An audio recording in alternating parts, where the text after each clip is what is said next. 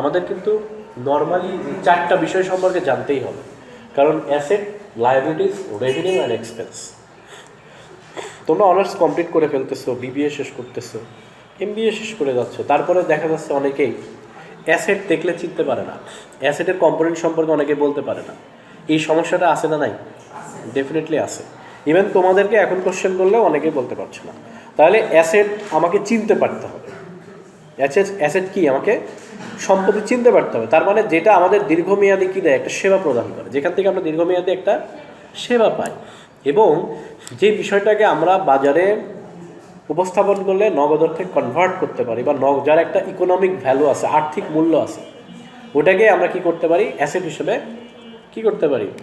আমরা যেটা আসলাম, যেখানে আলোচনায় ছিলাম যে অ্যাসেট খুবই ইম্পর্ট্যান্ট একটা কনসেপ্ট, কিন্তু খুবই ইম্পর্ট্যান্ট একটা ফ্যাক্টর বা কনসেপ্ট। এই জন্য অ্যাসেট সম্পর্কে আমাদের জানতে হবে। তাহলে এখন আমি যদি বলি ক্যাশ, নগদ টাকা, এটা কি অ্যাসেট? মানে এটা কিন্তু মোস্ট লিকুইড অ্যাসেট। মানে নগদ টাকাকে তুমি, মানে এটা সার্ভিস, এটা সেবা, কোনো মানে নাই, মানে যা কিছু তাই করা যায়, কারণ নগদ টাকাতে তুমি যা ইচ্ছা তাই কিনতে পারবা। এটার মতো মোস্ট লিকুইড অ্যাসেট পৃথিবীতে কিন্তু আর আছে?